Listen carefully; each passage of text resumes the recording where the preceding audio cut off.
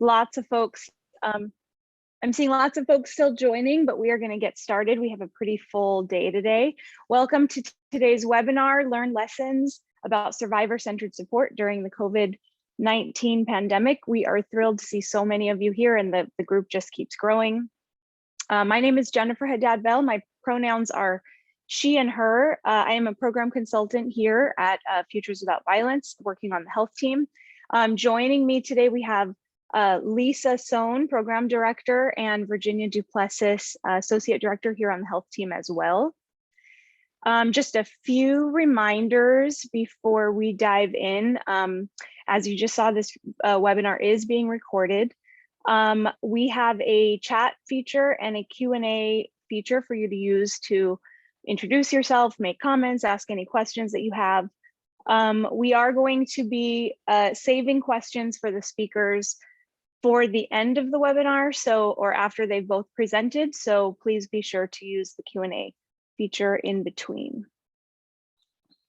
So just a little bit about Futures Without Violence, and we're going to share a little bit about this project before we bring up our amazing speakers. So Futures Without Violence is a health and social justice nonprofit, and our mission really is to support those who have been traumatized by violence and abuse. And we are working to create healthy families and communities that are free of violence. We are the federally designated National Health Resource Center on DV, or we call that HRC, providing training, tools, technical assistance, patient education, and tons of resources. The health team, specifically, we're working across sectors to advance prevention, health equity, quality healthcare support services for survivors of all ages. So we are really excited about today's webinar. This is the first of a three-part series, and it's specifically addressing a lot of the pressing issues that we've all experienced and that we've been navigating over the past 2 years over the course of the pandemic. So this project is, the name of it is Improving Services for Violence Against Women and Children. And we have had the opportunity to collaborate on this project with the American Academy of Pediatrics, or the AAP, and our research partner, the University of Pittsburgh. In this project, what we've been looking at is the state of and the intersection of intimate partner violence, child abuse and neglect, and as well as pediatric healthcare and community-based support services, and how this has all been unfolding over the course of the pandemic. The project goals have been focused on expanding and strengthening what I like to call the 3 C's: capacity, collaboration, and coordination of healthcare, child welfare, and child protective service folks working in that space, and intimate partner violence advocates and administrators. And really looking at how we can best support and better support survivors of all ages, specifically in a public health emergency, pandemic, and looking at that for how, the lessons learned over the past 2 years and how we can be better equipped and prepared should another emergency arise into the future. We've been looking at identifying the unique needs and gaps that have been revealed throughout the pandemic, and looking at ways that we can improve practice and systems in light of all of the lessons that have been learned over the course of the pandemic, to ensure that survivors of all ages are always having access to equitable and quality services. So in this, through this project, we have, just trying to advance here. Through this project, we had 3 issue briefs that were developed. And these issue briefs are focusing on best practices and recommendations based on the lessons learned over the last 2 years, specifically working with IPV advocates, administrators, pediatricians, and those working in the child welfare space, so that we can implement stronger support networks for survivors of violence and abuse, and ensure that quality services are sustained. So the briefs were heavily inspired by a really powerful study that was done by our research partner, the University of Pittsburgh. And this involved a series of interviews that were done with IPV advocates, administrators, and CPS advocates, Child Protective Services. And through the interviews, we were able to learn about the really pressing needs and the unique experiences that were arising out of the pandemic, and learn what those working in survivor serving programs were needing themselves and where those gaps lied as well. Through the interviews, as well as working with the AAP stakeholder group, which is now called the National Partner Council, we heard tons of on the ground experiences and things that really informed these recommendations that we're going to be talking about today from folks who've been working tirelessly over the past 2 years, specifically with very limited resources and support to ensure that services remained available. Of course, all folks are welcome today in today's webinar, but today's conversation is particularly speaking to IPV advocates. Again, this is the first of a 3-part series. So the second part of the webinar series, it will be focusing on pediatric healthcare and those working in clinical practice in the pediatric setting. That is on April 27th.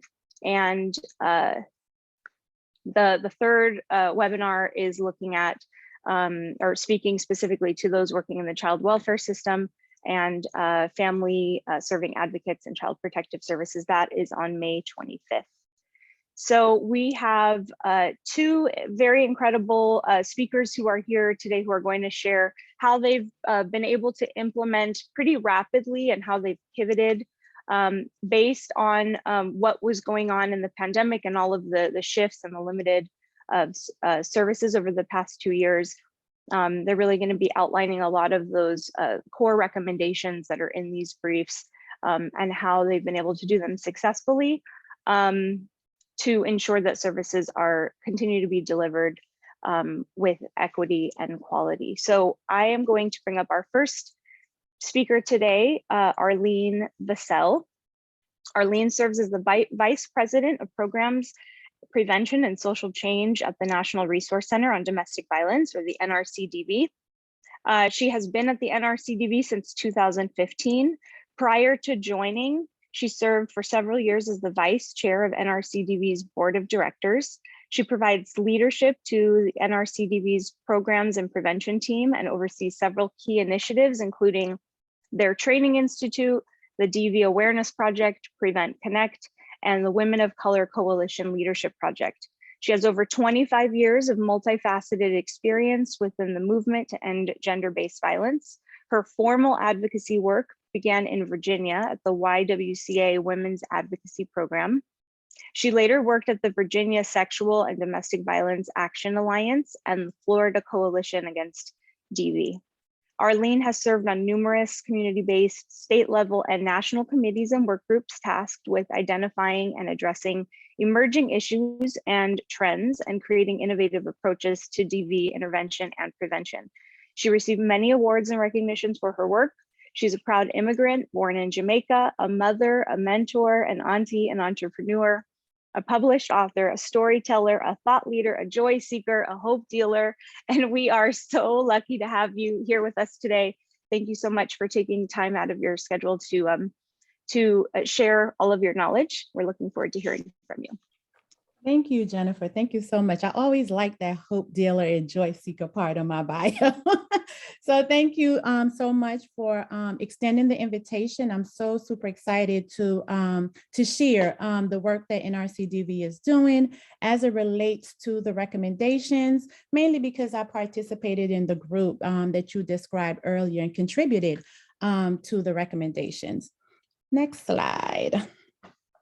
So who are we? Nrcdb, we provide a vast range of free, comprehensive individual technical assistance, training, and specialized resource materials for the field and for individuals and organizations interested in ending domestic violence. Our mission is to strengthen and transform efforts to end domestic violence.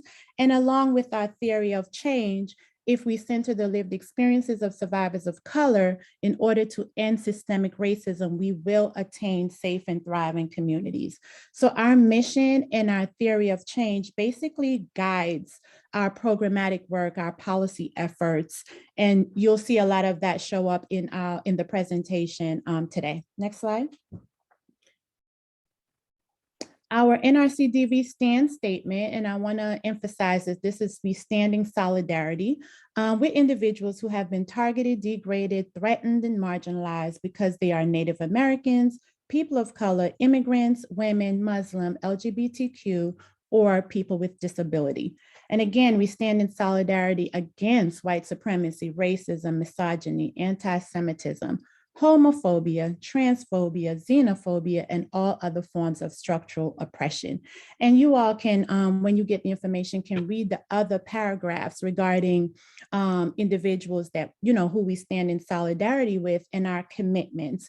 I read the first two because they really connect with the experiences of survivors and advocates over the last 3 years, I would say, but for me, that would actually be 400 years. But again, those two paragraphs really connect to the experiences of the twin pandemics and really highlights some of the content that I'm going to be sharing in the content. Matter of fact, the first recommendation that talks about addressing root causes. Next slide.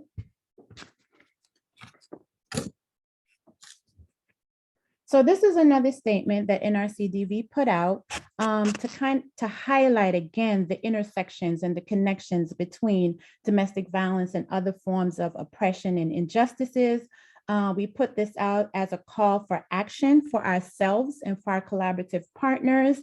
And we're basically naming the issues. We're basically highlighting the health and economic disparities that Black and Brown communities are facing.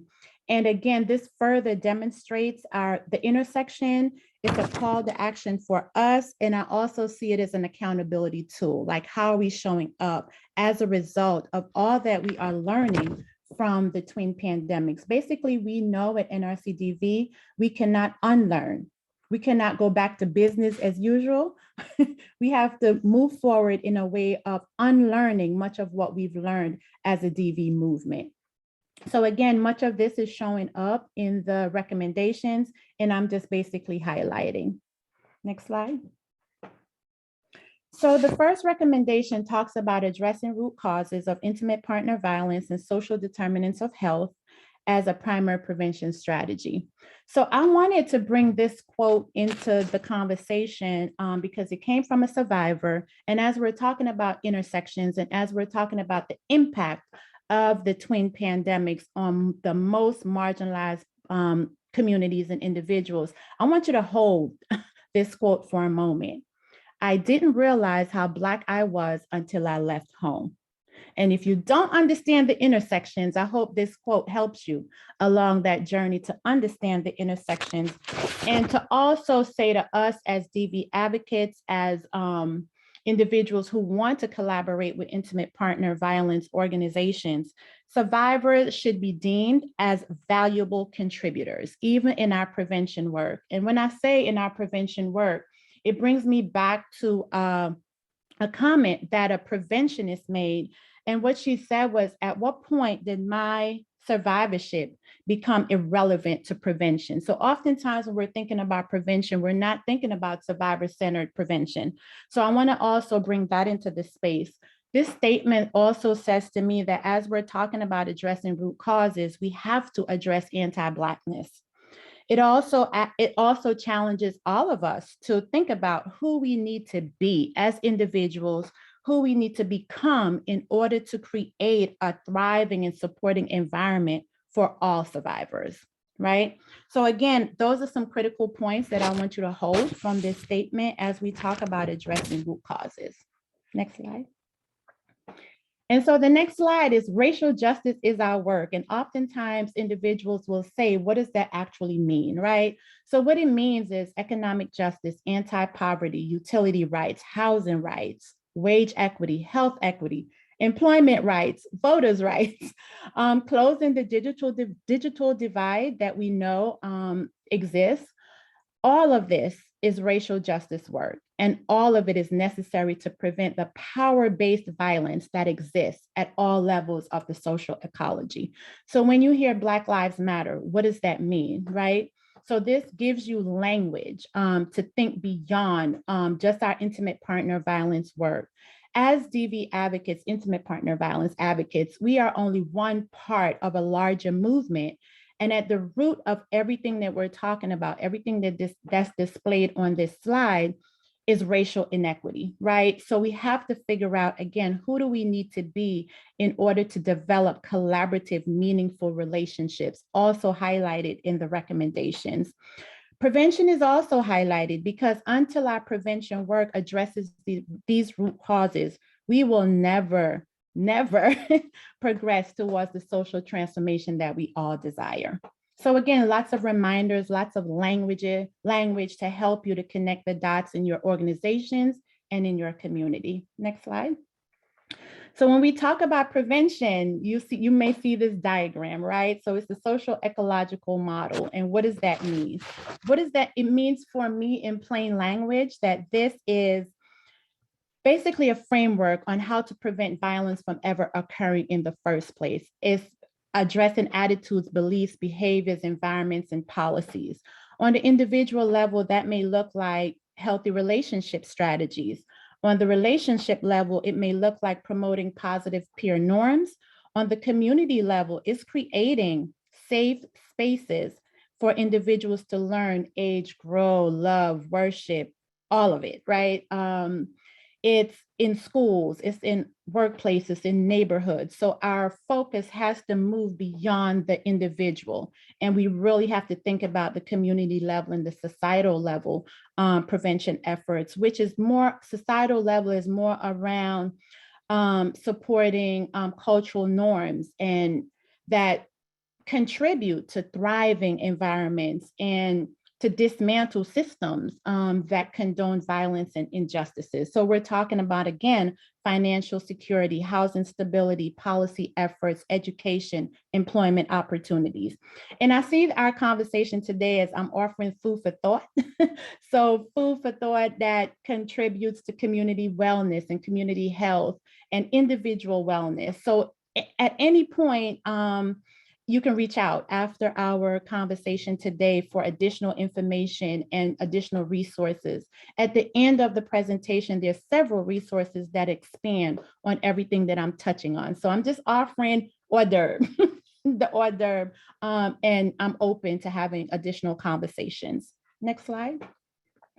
So how this really looks, the CDC has funded 10 coalitions to decrease risk factors in their community and increase protective factors. So again, towards the end of the presentation, there's a resources from the CDC that expands on all of this. And our preventipv.org website, which is also at the end of the presentation, will give you additional information to delve deeper into these strategies that can be adapted and implemented in your organizations and communities. Next slide. So in plain language, when you hear about protective factors, I just want to offer these protective factors that should be a part of your prevention and your intervention efforts as you look at breaking down silos in your programming. So based on the recommendations, as you can see, enhanced responses, survivor-centered responses is important, and prevention is also important. So when you look at the recommendations is not saying that you should enhance your responses and not implement prevention strategies. It is encouraging us to do both. So we're at a pivotal moment now where we need to figure out how to do both and move away from a scarcity mentality that says you have to pick one. We can't pick one, right? And these disparities that has been revealed through the twin pandemics has definitely showed us that. So here's, again, plain language. all of this should be a part of your outcomes as you're thinking about your services and enhancing your services. And next slide, and meeting the moment. So meeting the moment, what does that mean? What I'm asking is, how do you support survivors, advocates, and preventionists at the same time that you are dismantling oppressive and biased systems? Right? So again, we have to figure out new approaches for healing, safety, and justice. We have to definitely explore the connections between awareness and prevention, and we have to build meaningful relationships across social justice movements. We have to move away from an individual approach to recognizing that we need to take on a community approach, and the individuals and communities most impacted needs to be centered. Next slide. So again, another messaging campaign developed by Nrcdb that offers plain language that resonates across social justice movements and really speaks to the intersection that I've been talking about so far. And it's simply no survivor justice without racial justice, right? We're asking everyone, it's a call to action to be the work and not just do the work.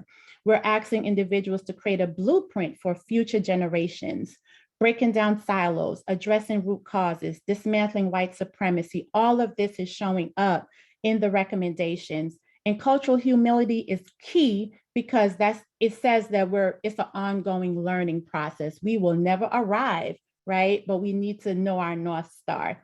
And then all of this also needs to show up in your policy priorities. And I also want to lift up, as we're doing this work, we oftentimes focus on the negative, but when we're talking about no survivor justice without racial justice, when we're talking about dismantling anti-Blackness and lifting up the voices and leadership of Black survivors and Black individuals, we must also, in our programming, celebrate Black joy, Black love, Black pride, Black creativity, Black resilience, and Black liberation. And then also this no survivor justice without racial justice is also speaking to healing and reconciliation. Next slide. We just need to lead with the heart. What we're talking about here, what you'll see in the recommendations, it is head and heart work, right? But we have to first lead with the heart. And this is providing you some recommendations and concepts of how to do that. Beloved community, I do want to highlight that's Dr. King's framework, and it's a global vision around sharing wealth of the earth and community connection. So again, if you can learn more, make time to learn more about all of what is displayed here. Next slide. So we're shifting the focus from what we do not want to what we want, right? Yes, we want to end domestic violence, but what we want to collectively do is create healthy families and communities. Again, we're looking at future generations. And again, we're moving away from the scarcity mentality to what is possible. Next slide.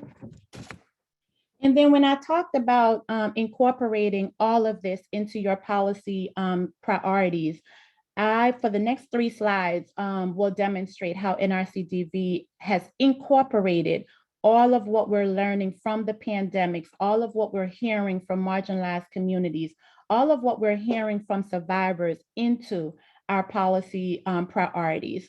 So at your leisure, the next 3 pages really demonstrate what that looks like as we see that this can contribute to real systemic changes.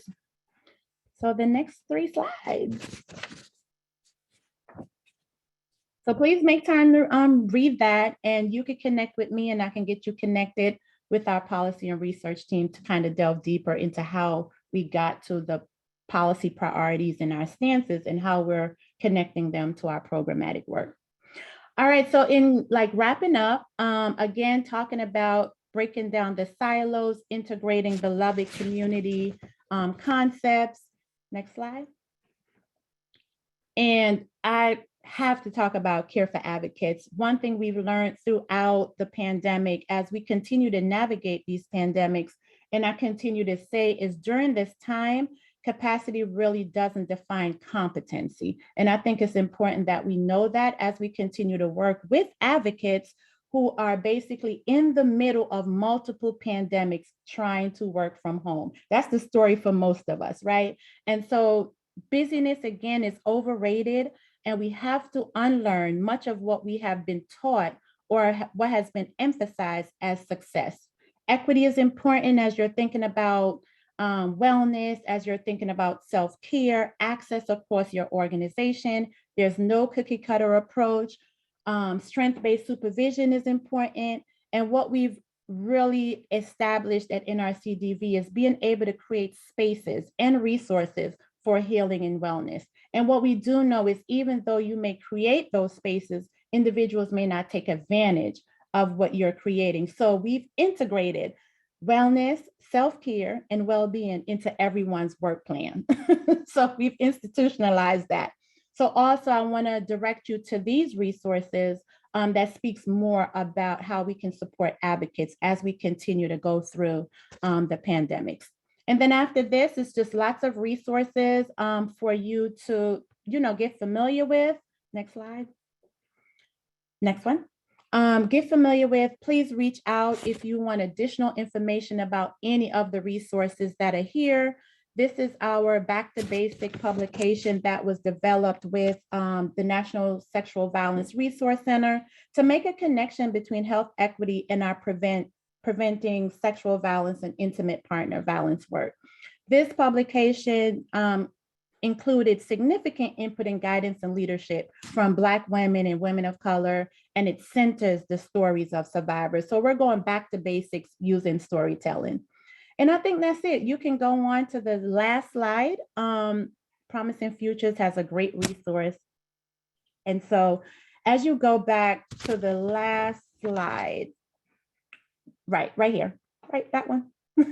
That's my contact information. And when you go to nrcdb.org, several of the initiatives that I mentioned throughout the presentation that has concrete examples or delve deeper into the topics that I brought up is available. So feel free to reach out. That's my time, Jennifer. Thank you so much, Arlene. This is a really powerful anchoring, I think, especially for the rest of our conversation in this webinar, in terms of the building blocks of prevention and that the health equity and the racial equity work that we're all doing. So thank you. And I really loved, be the work, don't just do the work. I love that. I haven't heard it framed like that. So thank you. You're welcome. Okay, so any questions for Arlene, you can definitely use the chat, and we're gonna, again, hold questions for both of our speakers until after our next presenter. Okay, so next I'm gonna bring up Shirley Liu. Shirley is the Resource Center Coordinator at the Asian Pacific Institute on Gender-Based Violence. She is responsible for analyzing and presenting program data for the Institute, organizing and presenting trainings and webinars, managing and updating Institute publications, and maintaining the organization's website and their communication strategies, including their social media and listserv. I mean, she does like everything there, right? Many hats. She also engages in the Institute's national network of AAPI direct service agencies, state coalitions, TA providers, and other entities to deepen collaboration and nurture connections.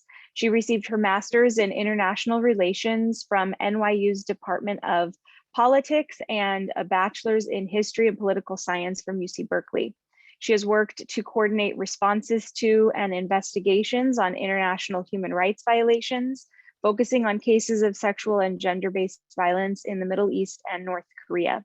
She's also devoted her graduate studies to analyzing the advancement of human rights in international prisons, refugee communities, and non-state territories. So thank you so much, Shirley, for joining us today. We're really looking forward to hearing from you.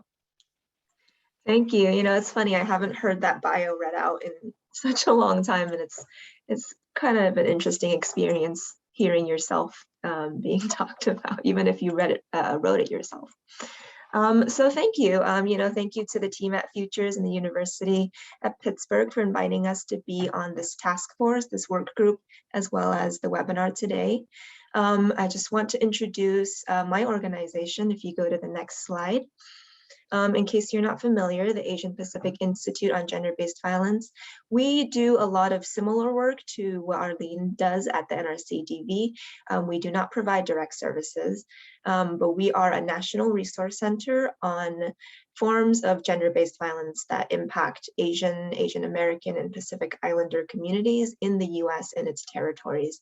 Of course, that includes domestic violence and sexual assault, but also human trafficking, female genital cutting and mutilation, elder abuse, and so on and so forth. We work to provide the culturally responsive, to build the capacity of advocates and systems and policymakers to provide culturally responsive services to Asian and Pacific Islander or AAPI survivors of violence. We work within our communities to build networks. We create policy, advocacy, publications, technical assistance and training, conduct research, and so on. So if you want to learn more about our work, of course, you can visit our website, which I didn't put on the screen, but I can leave at the end. Our mission is to disrupt gender-based violence, which causes physical, sexual, emotional, spiritual, and economic harm within AAPI communities throughout the US and its territories. Next slide. So like I said, we ourselves don't have any direct services, but we are lucky and honored to have relationships with around 160 culturally specific AAPI domestic violence and sexual assault organizations. As you can see on this slide, where some of them are located across the US and all of its territories. Thank you, Virginia, for putting the website in the chat box there.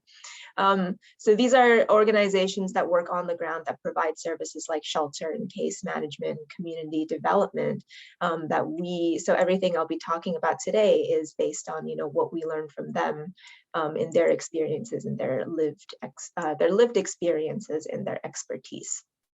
Next slide, please. So I'm glad that Arlene went first and that she spent so much time on grounding the racial justice aspect of this work and did such a fantastic job of it, as she always does. So I won't be spending too much more time on that, but it is part of the context of what I will be speaking about today too. Racial equity is a huge component of our work, and it's central to the safety of communities and to the safety of survivors. Of course, we know Arlene talked about what that means on a broader level, but also when we look at, excuse me, when we look at AAPI communities, this also means equity across all identities, including the traditionally erased populations, such as Native Hawaiians, the Pacific Islanders, Southeast Asians, refugees, Muslims, LGBTQ individuals, and so on and so forth. Those that often don't make it into the studies, that don't make it into public spaces, public conversations, and things like that. And we've seen also how COVID has had a disparate impact on these groups in terms of who's getting the information about health and safety, and who's getting economic stimulus, checks and measures, and because of how these things were disseminated, how these things were put out to the community. I'm talking things like languages, which language was the information available in? Was it available in languages that are accessible, and to which community? Which medium were the information delivered in, and was that accessible to all communities? And similarly, there's disparate infection rates, hospitalization rates, fatality rates. There's disparate long-term impacts, including job loss and long-term economic impacts. So I don't have the time, unfortunately, to get into the details of all those. But if you want to get connected with me, I can always share more statistics and things like that. But just overall, I think we may just be seeing the tip of the iceberg in terms of the long-term impacts of the pandemic, particularly on traditionally marginalized and erased groups. Parallel to the literal pandemic, we've also seen an uptick, of course, in AAPI hate incidents. And of course, AAPI hate isn't something that's new during the pandemic, but it has increased several fold since the start of COVID. AAPI women and girls have long navigated kind of the intersection of sexualized violence and racialized violence, objectification, fetishization, stereotyping. And then parallel again is the rise in cases of gender-based violence. Cases are more complex. They're more severe. And this is something that we've continually been hearing from our partner organizations that we saw on the last slide. Just to briefly give context for this photo that you see on the slide, this is our executive director, Monica Kant, who was at the Atlanta Asian Justice Rally just last Wednesday to honor the 1-year anniversary of the March 16th Atlanta spa shootings last year. Next slide. So with that, we are, super fortunate to be able to participate in spaces like this that bring together practitioners from different fields, public health or healthcare fields, child welfare, to co-learn and to really hone in on the intersections of all of what we do. And I will be sharing some of the additional recommendations that came out of the issue briefs that Jennifer mentioned in the beginning. That the work group has developed. Thank you. So this first one, I know that Arlene did spend some time on about, prioritizing advocate care, but I do want to spend a little bit more time just because it's something I think that's often tends to be left out of some conversations around, impacts of COVID is the impact it's had on advocates who do gender-based violence work or who do direct services. It's so important to invest into the people who are doing this work to drive this work. And I think that self-care today has become something of a buzzword. There's all sorts of, like commercial things, commercial aspects of self-care. There's like candles and fragrances and spa paraphernalia or whatever.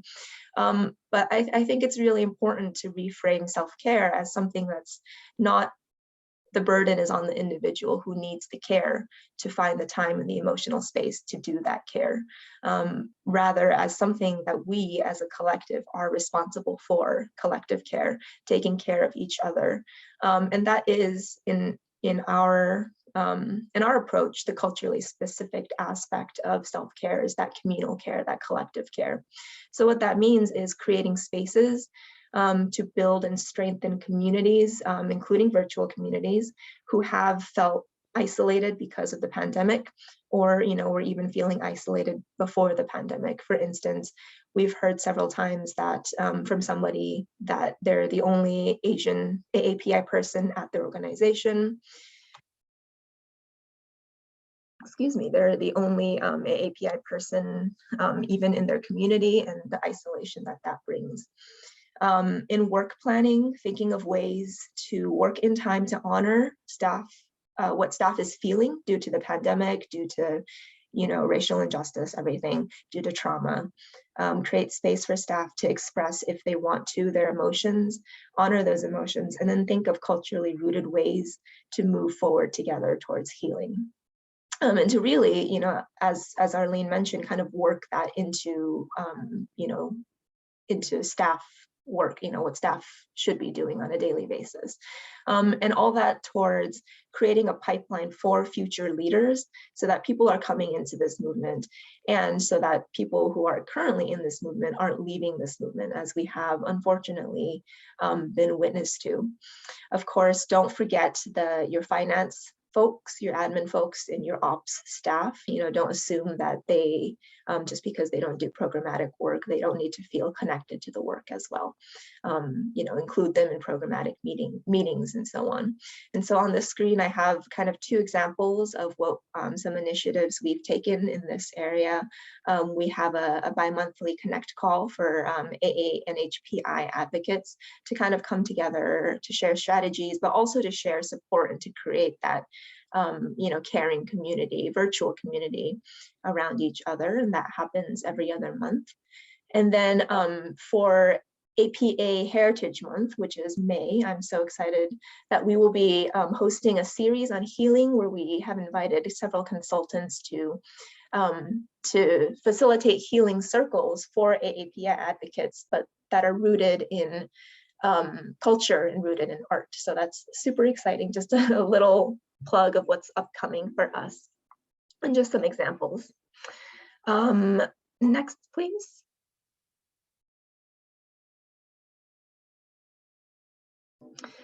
So I've talked a little bit about how some communities have been underserved due to language barriers and other factors. And I think something that we've seen come out of the pandemic is opportunities to really prioritize our partnerships with healthcare providers and community-based organizations to develop systems for collaborative, transformative collaboration. This is one of the recommendations. So next, please.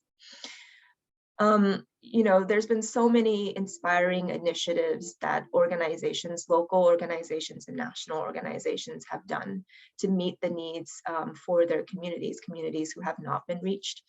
In some cases, this isn't even an organization, it could just be a group of people who saw a need.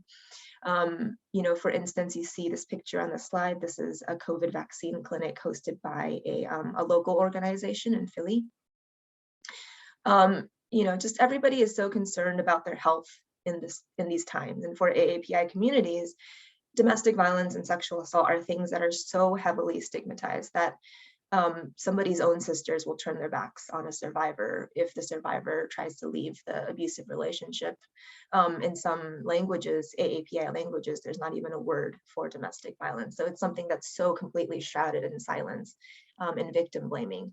And so what that means is that, survivors aren't super likely to just go seek out domestic violence services, but they are seeking out health services, vaccinations, and information on COVID.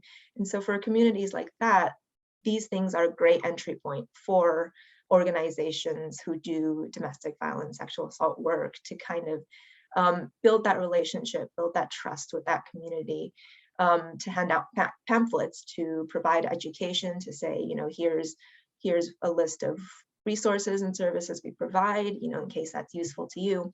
Once that connection is made, somebody might come back for additional services. It might be COVID related, it might be, economic services or something like that. They may eventually come back for domestic violence services. That's something that is very frequently the case. If somebody doesn't approach for the DV services, they approach for something else. So it's a great way to kind of build that connection. For mobile COVID services that some programs have been able to develop, it's also a great way to reach out to communities that have been underserved, whether they're rural communities or immigrant communities, refugee communities, elders, and so on. And of course, that means we need training, right? Training not just for DV and SA advocates, but for healthcare providers, for volunteers, mental health providers, those who are on the ground providing these services. And when I talk about training, in this case, I'm talking about DVSA training, trauma-informed training. Next. On a national level, we've seen collective action that's been just incredibly inspirational to witness. So for instance, the National Pacific Islander COVID response team, saw that information wasn't getting out to Native Hawaiians and Pacific Islanders because of language barriers, because of cultural barriers. And so they kind of mobilized their community to get the information out, to collect data, to encourage folks to get vaccinated, and then to raise these issues on a national level with policymakers. And so, I think it's just an opportunity for our gender-based violence movement to kind of tap into the momentum that they've already been building and to create the partnerships there. So just a little plug for our podcast, which, we only have one episode of, but it really explores these intersections and opportunities for collaboration. Next. You can see some other initiatives that I'm not going to spend too much time on, but just some examples of what I've been talking about. And then I think if you go to the next slide, that's the last recommendation that I have. So the last recommendation that I will be talking about is creatively allocate new and existing funds to better meet the needs of survivors and support program sustainability. Next, please. And so, of course, that, most directly means cash assistance for direct service providers, supporting the costs of COVID-related needs of survivors.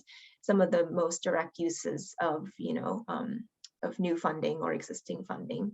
But also what we've seen is, folks creating learning spaces for virtual town halls for youth, so that youth can gather and kind of build youth leadership in this work. Events with a live stream component, collaborating on surveys and research for their community, multilingual, PSAs and things like that. For our part, we've been able to use some funding in the time of COVID for workflow tools and project management systems, which sounds, kind of boring and technical, but is so important in both, caring for the wellness of our staff so that we're not just, going crazy trying to manage all of what we do, but also allows us to really get organized, really think strategically about what we do, and be able to reach our audiences and our communities better. Similar to what Arlene mentioned, health and wellness days with flexible use. We've been really able to invest in consultants to do racial equity trainings, conversations for our staff around racial equity and what that means for our movement in our communities. And then we've been able to really intentionally listen to our communities. Communities are experiencing so much rapid change in these times. So we've been able to host listening sessions with them to learn from what they've been seeing on the ground, what's showing up for survivors, and to really plan strategically around that. Next. Just some last factors to consider, or as Arlene's words, food for thought in using these funds for COVID-related services in this time. When we expand what we do, that means also looking back at safety and confidentiality practices. When we're using the virtual spaces more, that means more opportunities for hacking, for loss of privacy and that sort of thing. So to keep checking back with your safety policies. Language access, of course, something we talk about all the time. It's something that's incredibly critical to survivor safety, and something that has always been an issue, a barrier for survivors, and even more so in the increase of virtual services in the time of COVID.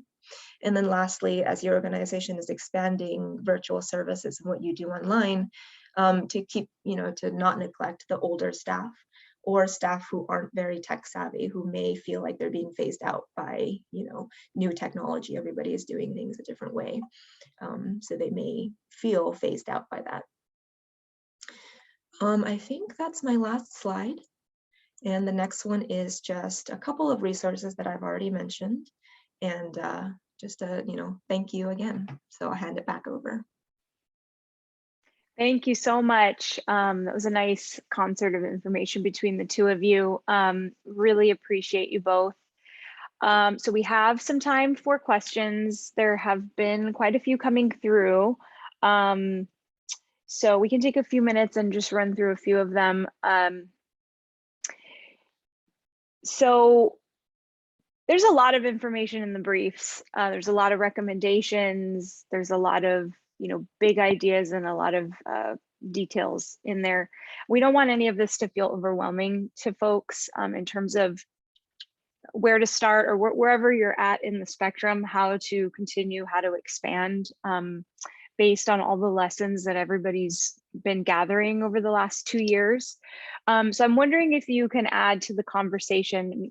You've added some already, but if we can just call out maybe some of the top ideas around concrete strategies or concrete baby steps that folks can do in their systems change work, and even in their partnership development, whether they're, some folks here have very strong partnerships developed already, and for others it's a brand new concept. So I don't know if you can both take a minute or two to speak to that, just to give some tangible, concrete strategies for folks.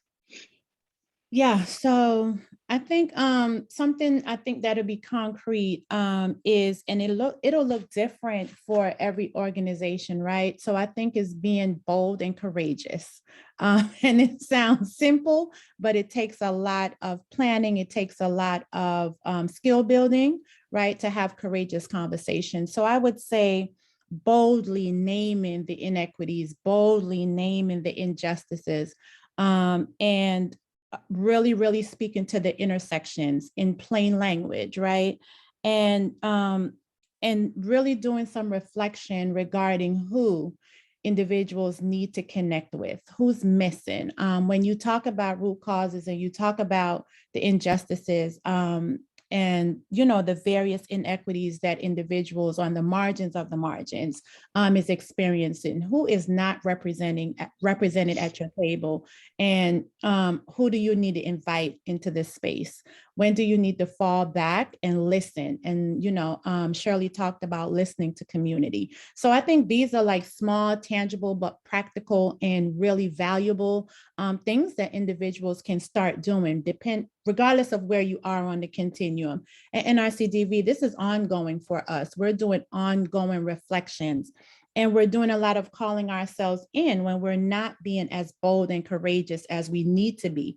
I would say, what does your relationships look like with people and individuals most impacted, right? So I'm talking about individuals on the margins of the margins. What do your relationships look like within your community as it relates to that? And then I think just going back to the basics and storytelling, right? I think storytelling is a skill set and a tool that is underutilized, and can really connect across movements and really connect and center survivors in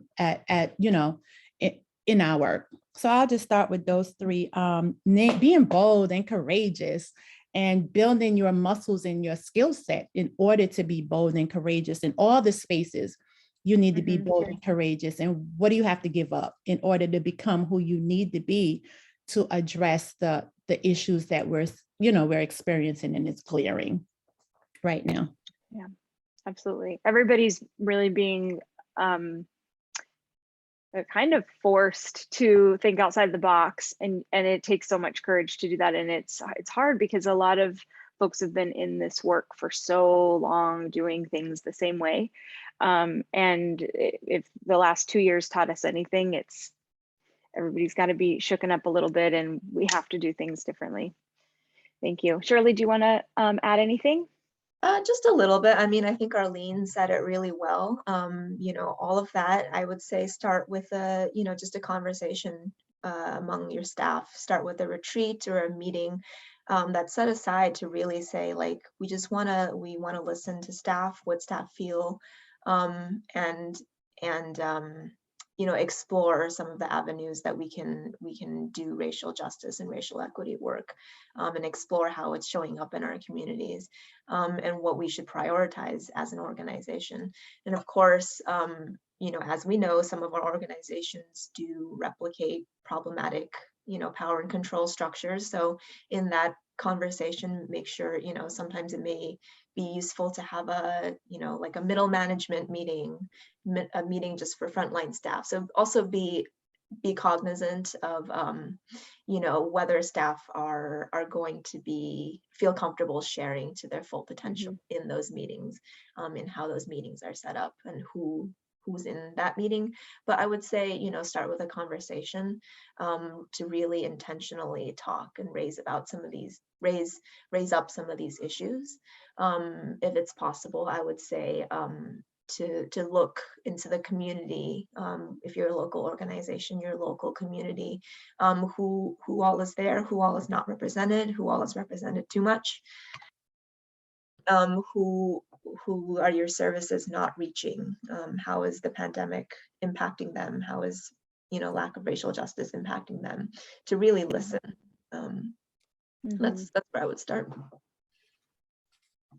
Yeah, thank you so much. Yeah, we focus so much on equity across the services, and we need to also focus on equity across the organization lines as well, and how how we're integrating those principles with the folks who are doing this work. That's actually a really nice segue into the next question. We've learned so much, and the briefs speak to this pretty thoroughly about the needs of folks working with survivors, and how they aren't always seen as, you know, the heroes on the front line, right? And so I wonder if you can speak to, with the organizations that you all work with and support, if you can give any examples that folks have integrated in their policies to support their workforce.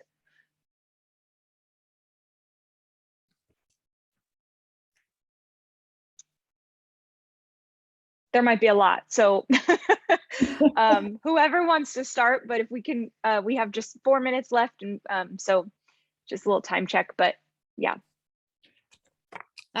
Shirley, okay, so I'll go really quickly. I had mentioned before that we integrated health, well-being, staff development, wellness in our work plans, right? So that we're creating spaces for untraditional use of our resources as it relates to health, as it relates to wellness. So individuals get to define, and I think Shirley touched on it as well, what that looks like, right? So flexibility with schedules.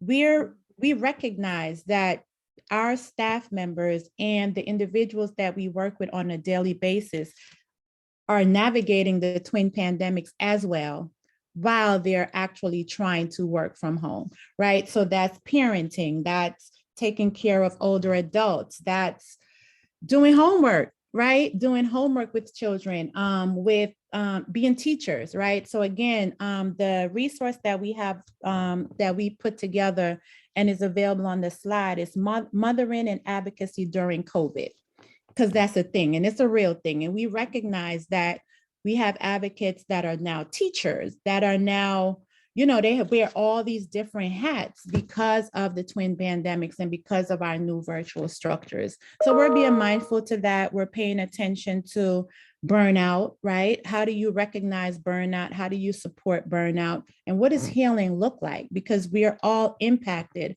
by the pandemics. We've experienced significant losses in our communities, in our families.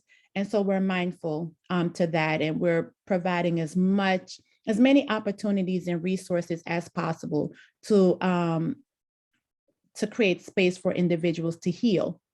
So I have this thing that I say, healing, thriving, and hurting can all happen simultaneously. So we're recognizing that and responding to that. Thank you. Okay, we got 2 minutes left. So Shirley, I'll give you a minute and I'll take the last minute. Yeah, I'll just say, just recognizing the wholeness of your staff and recognizing that they're not just an advocate or not just a program director, whatever their title may be, but also everything else that they are, whether they're a mother, you know, husband, wife, sister, just everything that's going on in their life. If possible, providing more health and wellness days is great with flexible use. As Arlene said, you know, they can use it for errands, they can use it for childcare, homeschooling, and all that, pet care, take care of our fur babies in this time. And you know, just looking for opportunities for staff to build connections with each other, to strengthen their connection to each other, checking in at staff meetings, looking for trainings, healing trainings, and so on. And I think we're at 59, so I'll just turn it back. Thank you so much. Thank you. Yeah, that holistic view, again, that we apply for our survivors, we want to bring that to staff as well. Thank you so much, Arlene and Shirley, for your spending your time with us today. We are so grateful. And I also just want to call out our partners in this work, the AAP and the University of Pittsburgh, and all of the partners involved with the National Partner Council that have helped weigh in on the development of these briefs.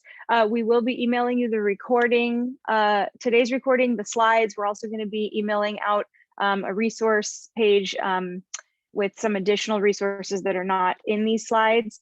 We also are working closely with 3 AAP chapter grantees. They're in Alabama, Connecticut, and DC, and they are offering extended learning opportunities as well. So that will be on that resource sheet so that you all can connect with those folks for more learning and resources and conversations around this. We hope that you will join us at the next 2 briefs. I mean, sorry, the next 2 webinars on the next 2 briefs. And thank you all for being here, and we'll see you soon.